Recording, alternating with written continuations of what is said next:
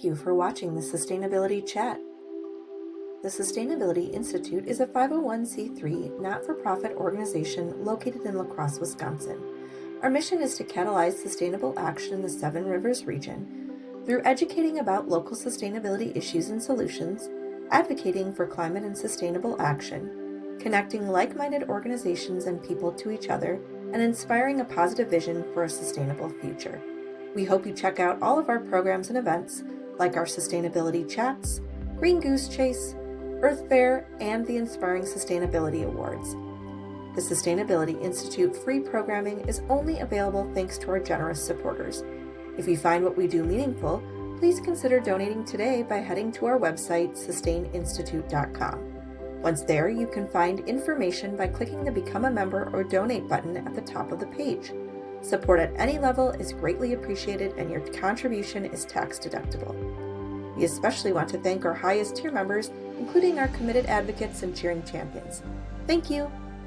Now on to today's Sustainability Chat featuring one of La Crosse's Youth Climate Action Fund projects. Hi, I'm Megan about the Summer Intern at the Sustainability Institute. Today we're chatting with Kaarina Dunn to learn about her experience during her Youth Climate Action project. Hi, Kaarina. Please introduce yourself.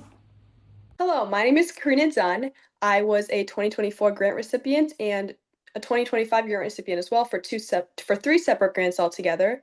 I'm an Onalaska High School student. I'm 17 years old, and I love working outside and bettering our environment. I'm happy to be here today. So I have worked on a lot of projects myself, but I never worked on one, with a whole group or as a grant. So I kind of just wanted to be a part of a large host of projects. And I chose to do it. I can't choose to do them on my own, obviously, on my own time, but it is really fun and encouraging to work alongside youth on different projects. And my project specifically focused on waste management in the La Crosse Youth Symphony Orchestra. And this is because I'm heavily involved in music and I really enjoy it. And I did want to bring this grant to something that I enjoy, but also better our community as a whole. And so initially, when I was thinking of ideas for climate action, I did come up with many ideas, but I did finally decide to apply for this grant because I was helping a non-for-profit in our community, and it specifically focuses on youth music education, which I'm very passionate about. I enjoyed a lot, and also I wanted to help better them as an organization and help them, give back to our environment that we are so active in today. So my project was a collaboration with the La Crosse Youth Symphony Orchestra, and my goals were to decrease the amount of plastic waste at their post-concert recital. And in addition to reducing this plastic waste, um, another goal of mine was to have all of our programs and posters printed on 100% post-consumer waste recycled paper. And altogether, the main goal that I wanted to achieve was setting a clear path for how this organization could and should be being sustainable at concerts and get youth involved from this organization in this project so that they can understand how to do it on their own. I would say the most challenging part of this project was having like a clear way to encourage this organization to become sustainable because I had so many ideas. I had the idea of purchasing cloth reusable folders, printing music on recycled paper, and a few others. But it took a lot of time and a lot of consideration, but finally coming together on this idea of revamping the reception and the concert. It was kinda hard to settle on it, but I decided that it was best for myself and this organization because it would have the largest environmental impact and positive impact on this community. I would say that the most rewarding part of working on my climate action project was writing the final report for my grant after I had completed the project. Mhm. So, just working on this report, it truly allowed me to take a step back from my project and my grant and just see all the hard work I had put into the project.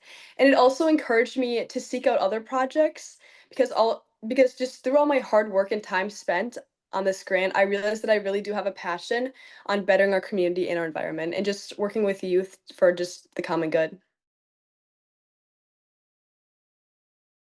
So there's about 40 youth in La Crosse Youth Symphony Orchestra split into two separate orchestras.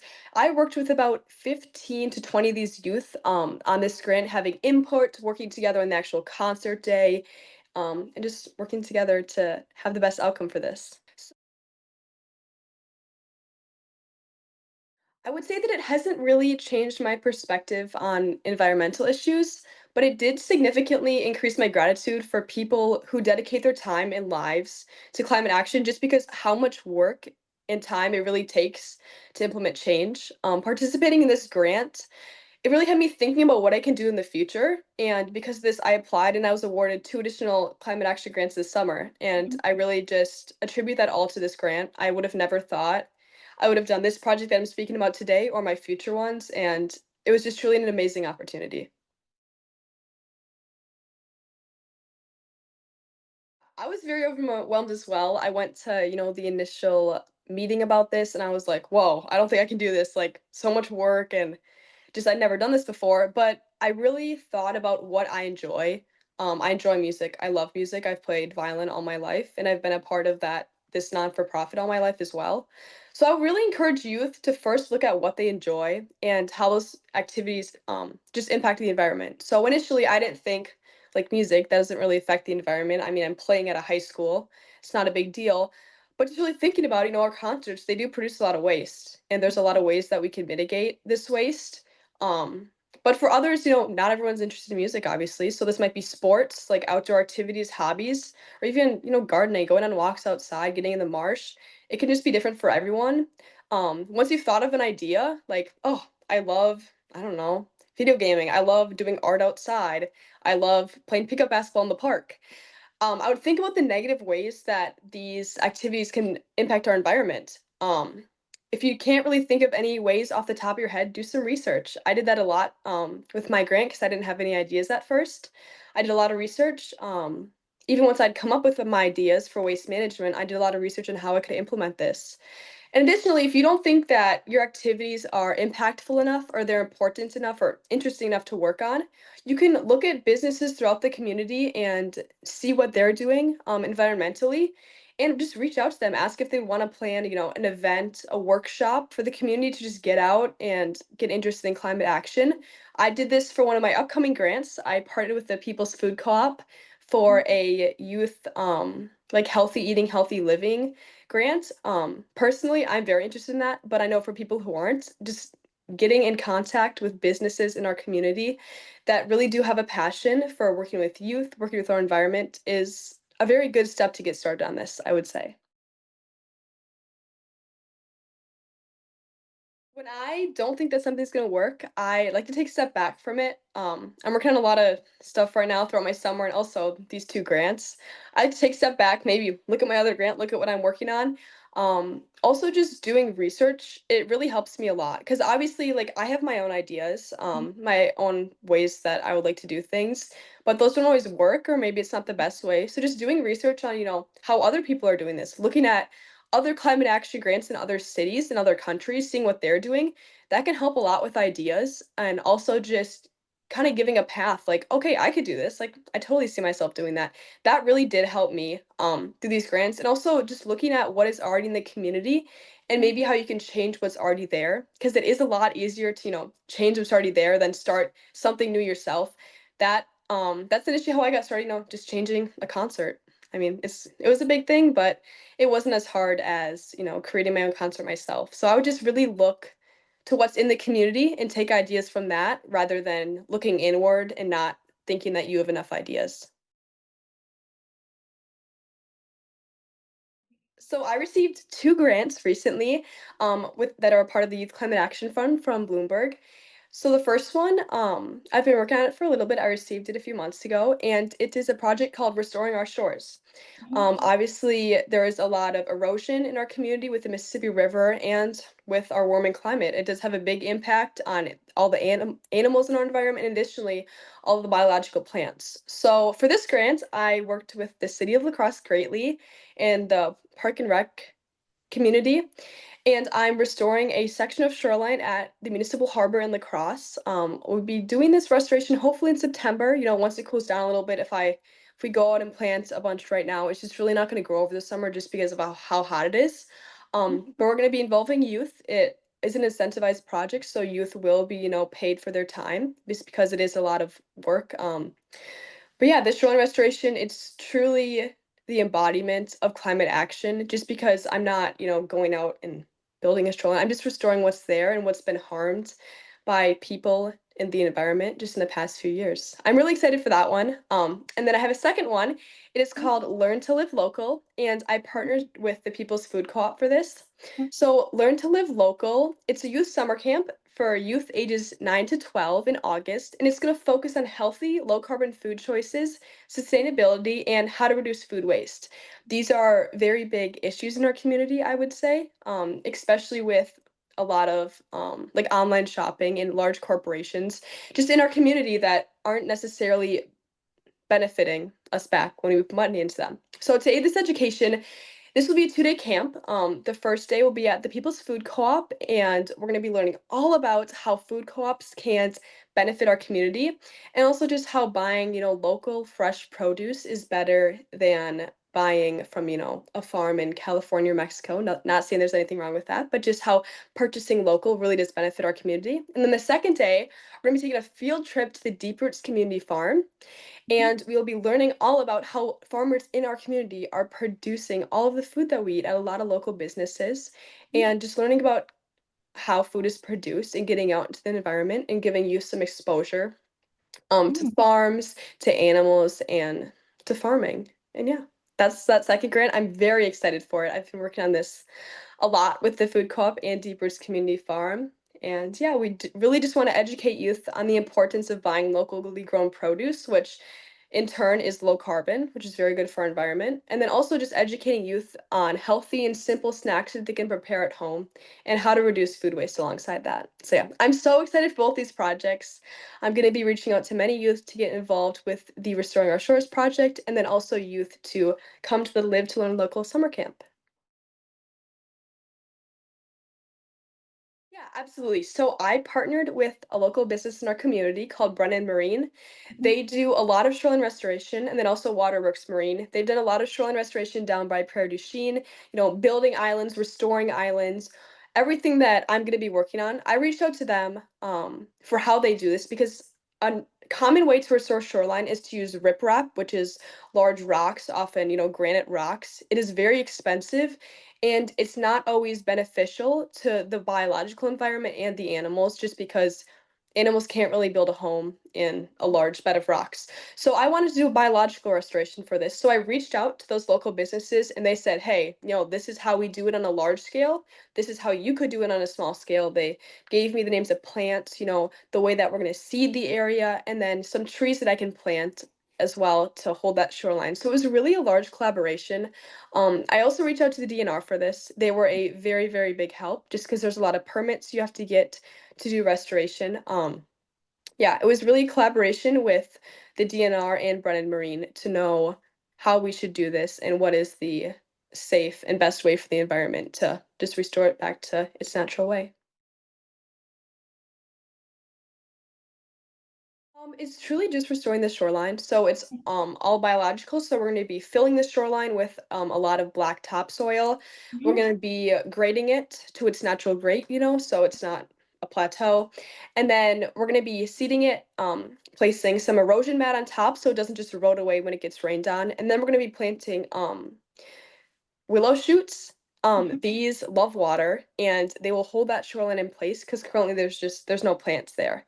And then to do this restoration, I'm not just gonna do it all myself. I'm not gonna hire people to do it. We're having youth come out and do it. So Yeah. I'll be putting out some posters around the community, some posters online, that explain, what this restoration is all about and how youth can get involved. Yeah.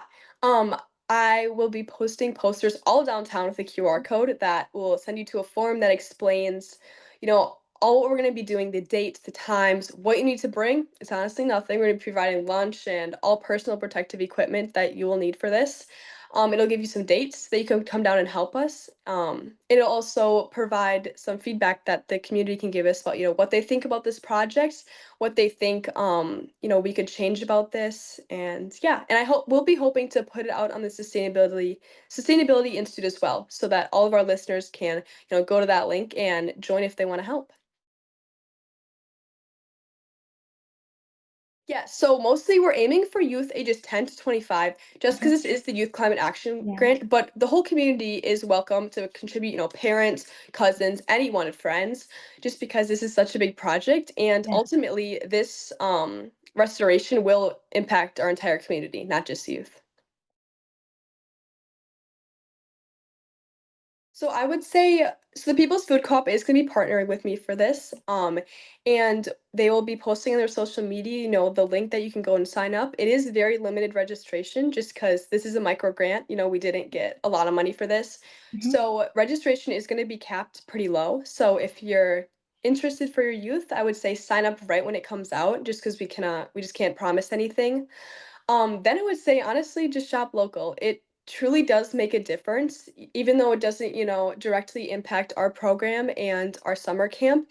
It does impact the future for our youth. I mean, keeping businesses here that provide fresh, local, organic produce and just local businesses, they all help camps like this thrive because through, the community going out and purchasing items, it allows them to have funds available to partner with youth for grants like this.